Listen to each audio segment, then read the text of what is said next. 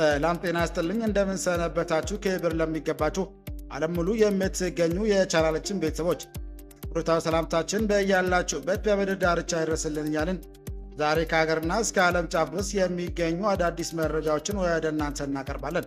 የብራን አድማጮቻችን ቀድሞ ዩቲዩብ ቻናላችን ስለተዘጋብን በአዲስ ቻናል ወደ እናንተ ተከስተናል።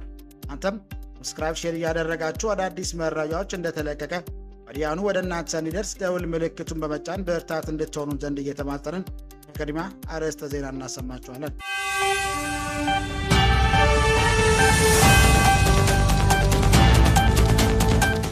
ከሁለት ዓመት በፊት በሰሜን ኢትዮጵያ ለሁለት ዓመታት ከካሄደው 600,000 በላይ ሰዎችን ሕይወት የቀጠፈው ደም አፋሳሽ ጦርነት አበቃ። ከ3 ዓመት በኋላ በትግራይ ክልል ዳግም መደበኛ ጦርነት ይከፈታል በሚል ስጋትን በነዋሪዎች ዘንድ በከፍተኛ ሁኔታ መንገሱን ፈረንሳይ የዜና አገልግሎት ኤኤፍፒ ዘገበ።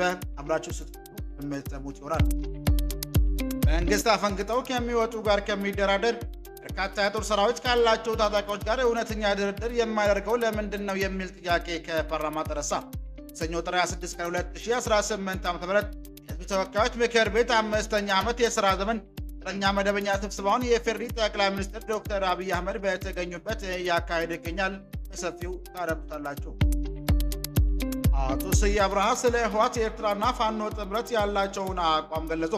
የቀድሞ የመከላከያ ሚኒስትር አቶ ስዬ አብርሃ ከሰሞኑ የትግራይ ወቅታዊ ሁኔታ ጋር በተያያዘ እሁድ ጥር 24 ቀን 2018 ዓ.ም ምሽት ከአንድ ሚዲያ ጋር በነበራቸው ቆይታ በርካታ ርዕሰ ጉዳዮች በተለይም ስለ ጥምረትና ፋኖ ኃይሎች ጋር ስለሚደረግ ትብብር ማብራሪያ ሰጥተዋል። በዝርዝር የምታደምጡት ይሆናል። ኢትዮጵያ በሶማሊላንድ በኩል የባህር በር ፍላጎቷን ለማሳካት ሀያላን ሀገራትን ድጋፍ ማስተባበር እንዳለባት ገለጸ። በሶማሊላንድ በኩል የባህር በር ፍላጎቷን ለማሳካት የእስራኤል ሁሉ የሌሎችን ሀያላን ሀገራትን እውቅና ማስተባበር እንዳለባት ገለጸ። ሶማሊላንድ ሀገራትን በይፋ የተረጋገጠ ስላልሆነ ኢትዮጵያ ስልታዊ አካሄድ መከተል እንዳለባት የገለጹት የፖለቲካ ሳይንስ ባለሙያው ዶክተር ጌትዬ ትርፌ ሀገሪቱ በቀጠናው ያላትን ተቀባይነት ጠቅማ እንድትሰራ ሁሉ ሌሎች ሀያላን ሀገራትን እውቅና እንዲሰጡና ሁለቱን ሀገራት ጥቅም እንዲከበር ማድረግ እንደሚገባ ገልጸዋል። አብራችሁ ስትቆዩ ታደምጡታላችሁ። በጉልበት የሚሳካ ነገር የለም ሲሉ ኮሎኔል ደመቀ ዘውዱ ሀሳባቸውን አጋሩ።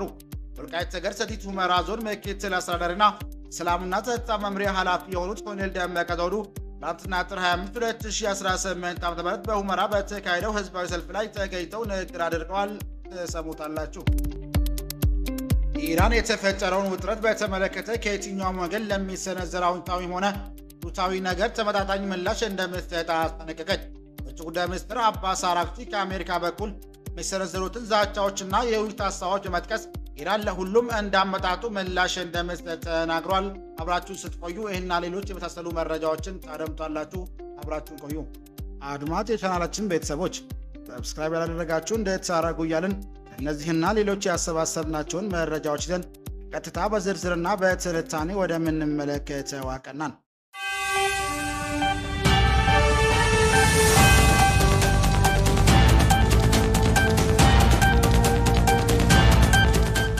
ከሁለት ዓመት በፊት በሰሜን ኢትዮጵያ 2 ዓመታት ካሄዶ ከ600,000 በላይ ሰዎችን ሕይወት የቀጠፈው ደም አፋሳሽ ጦርነት በቃ። ከ3 ዓመት በኋላ በትግራይ ክልል ዳግም መደበኛ ጦርነት ይከፈታል የሚል ስጋት ነዋሪዎች ዘንድ በከፍተኛ ሁኔታ መንገሱን የፈረንሳይ የዜና አገልግሎት ኤኤፍፒ ዘገበ።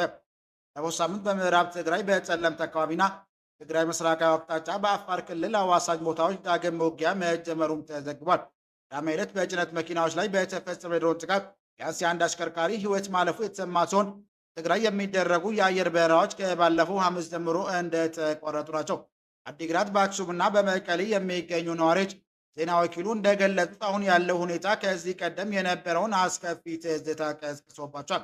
አክሱም ከተማ የሚገኙ ባንኮች ጥሬ ገንዘብ መስጠት ማቆማቸውና ንግድ ሱቆች ሸቀጣቸውን መደበቃቸውም ተገልጿል። መቀሌ የሚገኙ ነዋሪዎች የመሬት ትራንስፖርት ሳይዘጋ በሚል ለሌሎች አካባቢዎች ለሚሄዱ የአውቶቡስ ትኬት መቁረጥ ላይ መሆናቸውም ተነግሯል። ትልቁ ፍርሃት ግጭቱ ወደ መደበኛ ጦርነት ተቀይሮ እንደ ቀድሞው ሙሉ ከበባ ውስጥ እንዳንገባ ነው ሲል በመቀሌ የሚኖሩ 35 ዓመት ወጣት ስጋታቸውን ገልጸዋል። ግጭቱ በኢትዮጵያና በኤርትራ መካከል ወደሚደረግ ቀጥተኛ ጦርነት ሊያመራ ይችላል የሚለው ስጋት ዓለም አቀፍ ማህበረሰብ ዘንድ እየገነነ መጥቷል። የኢትዮጵያ መንግስት በትግራይ ባለስልጣንና በኤርትራ መካከል ቅርብ ግንኙነት እየተፈጠረ ነው በሚል ሲከስም ቆይቷል። የተባበረው መንግስታት ድርጅት ዋና ጸሐፊ አንቶኒዮ ጉተሬስ ሁኔታው ስጋት አለብኝ እንዳላቸው የገለጹ ሲሆን አውሮፓ ህብረትም ጦርነት እንዳይቀሰቀስ አስቸኳይ ውጥረት የማርገብ እርምጃ እንዲወስድ አሳስቧል። መንግስት እስካሁን ለግጭቱ የሰጠው ይፋዊ መግለጫም የለም። ሆኖም ጠቅላይ ሚኒስትሩ የማህበራዊ ጉዳዮች አማካሪ ዳንኤል ክብረት ፌስቡክ ገጻቸው ላይ ህፃን ልጅ እሳት ሊነካ ሲል እፉ ይሉታል፣ ግልጽ ከሆነ ይተዋል፣ ሞኝ ከሆነ ሄዶ ይነካዋል፣ ከዚያ ራሱ እሳት ነክቶ ራሱ ያለቅሳል። ይሄ ጠባይ የታደሉትን በጊዜ ይለቃቸዋል፣ ያልታደሉት ደግሞ ይዘልቅባቸዋል። አሁንም እፉ በሚል መልእክት ጽፈው አመላክተዋል።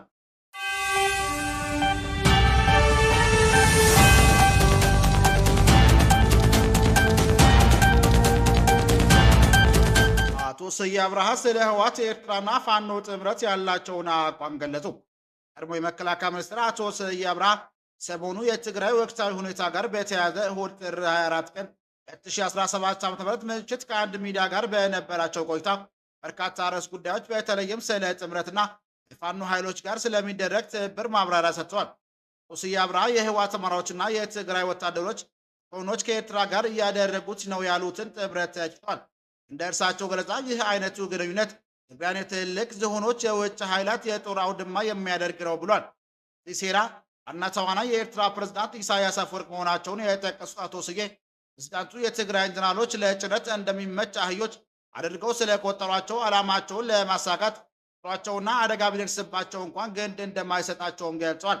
በተመሳሳይ አቶ ስዬ የህወሓት ኃይሎች ከፋኖ ጋር እያደረጉት ነው የተባለውን ትብብር በተመለከተ ሲናገሩ ፋኖ ኃይሎች ጋር የሚደረግ ማንኛውም ግንኙነት ፕሪቶሪያውን የሰላም ስምምነት የሚያፈርስና ትግራይን ወደ የከፋ ችግር ውስጥ የሚከታት ነው ብለዋል።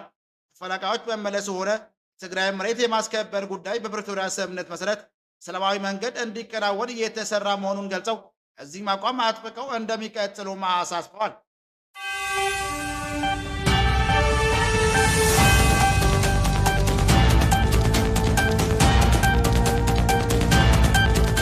በጉልበት የሚሳካ ነገር የለም ሲሉ ኮሎኔል ደመቀ ዘውዱ ሀሳባቸውን አጋሩ። ወልቃይት ጠገዴ ሰቲት ሁመራ ዞን ምክትል አስተዳዳሪና ሰላምና ጸጥታ መምሪያ ኃላፊ የሆኑት ኮሎኔል ደመቀ ዘውዱ ትናንትና ጥር 25 2018 ዓ.ም በሁመራ በተካሄደው ህዝባዊ ሰልፍ ላይ ተገኝተው ንግግራቸውንም አድርጓል። ንግግራቸውም የህወሓት ጦር ሰበቃይነትና ተስፋፊነት የሚወገዝ ነው ያሉት ኮሎኔል ደመቀ ዘውዱ ወልቃይት ጠገዴ ህዝብና አስተዳደር ከፌዴራሉ መንግስት ጎን የቆሙ መሆናቸውን ገልጸዋል። ሰላም ለሁሉም አስፈላጊ ነው ሲሉ የገለጹት ኮሎኔል ደመቀ እኛ ሰላም እንጂ ጦርነት አንፈልግም ብለዋል። ጨምረውም የህወሓትን የጦርነት ሰበቃና ጸረ ሰላም እንቅስቃሴ መላው የኢትዮጵያ ህዝብ አንድነት ላይ ሊቃወሙ እንደሚገባ አሳስበው ኮሎኔል ደመቀ ሰላም እንጂ በጉልበት የሚሳካ ነገር አይኖርም ሲሉ የተናገሩ ሲሆን ህወሓትና ጦርነት በቃ ሊባል ይገባል ብለዋል። ጠቅላይ ሚኒስትር አብይ አህመድ ውስጣዊ ችግሮቻችንን ተረድተው መፍትሄ እንደሚሰጡ በማመን የዞኑ ህዝብና አስተዳደር ከጎናቸው ይቆማል ሲሉም ገልጸዋል።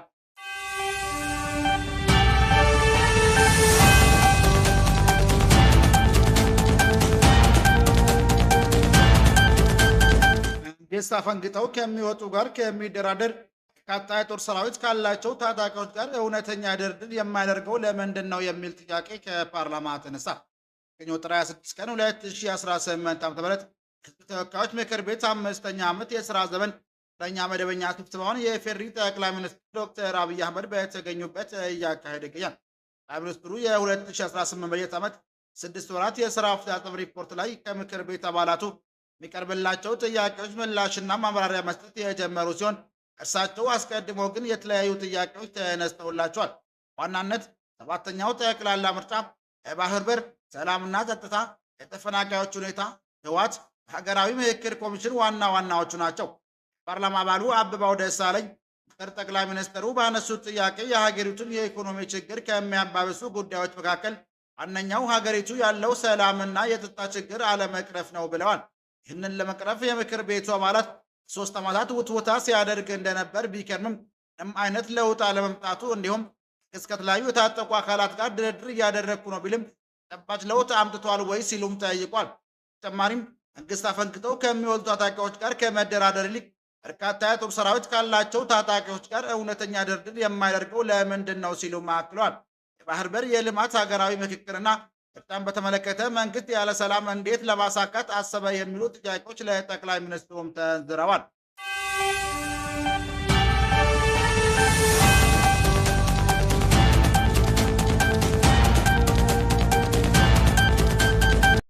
ኢትዮጵያ በሶማሊላንድ በኩል የባህር በር ፍላጎቷን ለማሳካት ሀያላን ሀገራትን ድጋፍ ማስተባበር እንዳለባት ገለጸ። በሶማሊላንድ በኩል የባህር በር ፍላጎቷን ለማሳካት እስራኤል ሁሉ የሌሎች ሀያላን ሀገራትን እውቅና ማስተባበር እንዳለባት ገለጸ። ሶማሊላንድ ሀገርነት በይፋ የተረጋገጠ ስላልሆነ ኢትዮጵያ ስልታዊ አካሄድ መከተል እንዳለባት የገለጹት የፖለቲካ ሳይንስ ባለሙያው ዶክተር ጌትጌ ተርፌ ሀገሪቱ በቀጠናው ያላትን ተቀባይነት ተጠቅማ እንደ እስራኤል ሁሉ ሌሎች ሀያላን ሀገራትን እውቅና እንዲሰጡና ሁለቱ ሀገራት ጥቅም እንዲከበር ማድረግ እንደሚገባም ገልጿል። ሶማሊላንድ ለኢትዮጵያ የባህር በር ጥያቄ አዎንታዊ ምላሽ የምትሰጥ መሆኗን የገለጹት ባለሙያው የተለያዩ ሀገራት በተናጠል የሀገራትን እውቅና የሰጧት ቢሆንም ኢትዮጵያ ጉዳዩን ስልታዊ በማድረግ እውቅና የሚሰጡ ሀገራትም ተመሳሳይ ፍላጎት ሊኖራቸው ስለሚችል ጉዳዩን በብስለት ማጤን እንደሚገባ አመላክቷል። በተለይም እስራኤልን እውቅና መስጠትና የአሜሪካን ዝምታ ግምት ውስጥ በማስገባት በሶማሊላንድ በኩል የባህር በር ማግኘት የሚቻልበትን አማራጭ ማጤን ተገቢ መሆኑን ገልጿል። ተመሳሳይ ኢትዮጵያ ስልታዊ የሆነ አካሄድን እየተከተለች ነው ብዬ አምናለሁ ያሉት ዲላ ዩኒቨርሲቲ የፖለቲካ ሳይንስና ዓለም አቀፍ ግንኙነት መምህርና ተመራማሪው ዶክተር አብዱ መሐመድ ናቸው። ሶማሊላንድ ፕሬዝዳንት በዳቮስ ስብሰባ ሀገራቸው ኢትዮጵያ ባህር በር ለመስጠት አዎንታዊ ምላሽ እንዳላት ያስተላለፉበትን መልእክት ኢትዮጵያ ልታጤን እንደሚገባም ገልጸዋል።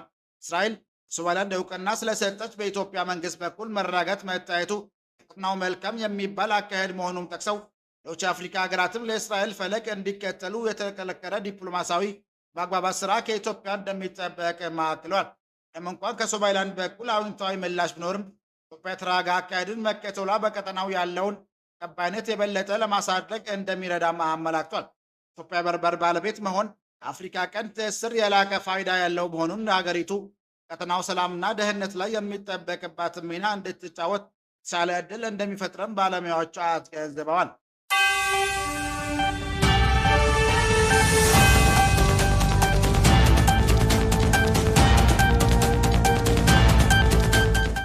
ኢራን ለተፈጠረውን ውጥረት በተመለከተ ከየትኛውም ወገን ለሚሰነዘር አዎንታዊ ሆነ አሉታዊ ነገር ተመጣጣኝ ምላሽ እንደምትሰጥ አስታወቀች። ውጭ ጉዳይ ሚኒስትር አባስ አራግቺ አሜሪካ በኩል የሚሰነዘሩትን ዛቻዎችና የውይይት ሀሳቦች በጥቀስ ኢራን ለሁሉም እንዳመጣጡ ምላሽ እንደምትሰጥ ተናግራለች። አክብሮት ለሚያናግረን በአክብሮት እንመልሳለን፣ ማስፈራረት ለሚያናግረን በተመሳሳይ ቋንቋ መልስ እንሰጣለን።